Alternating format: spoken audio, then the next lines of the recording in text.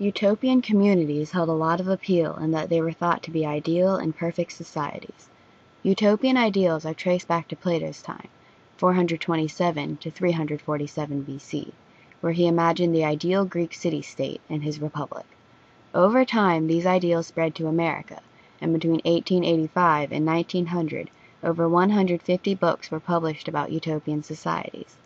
Let's take a look at each society. The United Community, founded by John Humphrey Noyes in 1848, believed that Jesus Christ had returned in the year 70 and made it possible for human perfection as well as spiritual perfection. This led the community to adopt controversial social practices such as complex marriage, which meant all the men and the women were married to each other.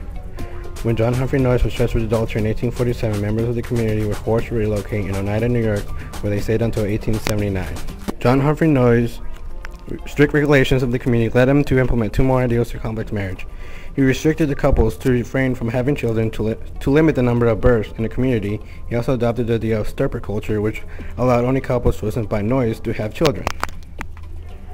These strict regulations were the downfall of his community, and in 1881, the members of the community reformed as a joint stock company. Noyes moved to Niagara Falls, Canada, where he died on October 20th, 1886. The New Harmony community was created by Robert Owens, an idealistic socialist reformer and a wealthy textile manufacturer. He believed that universal public education would lead to a perfect society. His community first began in New Lanark, Scotland, with about 2,000 inhabitants. And from 1812 to 1816, he created a model industrial community. In 1814, German religious leader Friedrich Rapp had led his flock from Harmony, Pennsylvania to the wilderness of Indiana Territory, where they developed a thriving community. But in 1825, Father Rapp sold his land to Owens and his new partner Robert Malcure. After the purchase, Owen then moved westward to establish his Utopian community. Hundreds of would-be residents would move to the community with high expectations of what the community would offer. An attempt at writing constitution failed and ended in chaos, but three sub-communities were formed: the Education Society, the Agricultural Pastoral Society, and the Mechanic and Manufacturing Society. The Educational Society did, however, become one of the most influential institutions in American education. It combined a library, museum collection, and a publisher of books and periodicals for all ages. The schools also offered young women equal academic and vocational education opportunities. On May 27, 1827, Owen left the community and went back to Europe, hoping that the community would remain prosperous and in harmony together. In fact, dissonance had already swept through the community, and it eventually fell.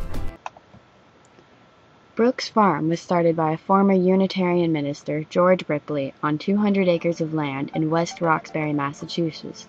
The farm was officially established in April 1841. Work is very important on the farm.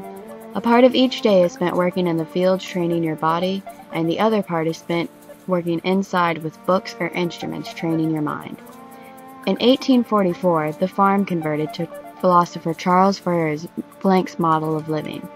The main idea under this new model of living is that everyone is given a job they are most competent at.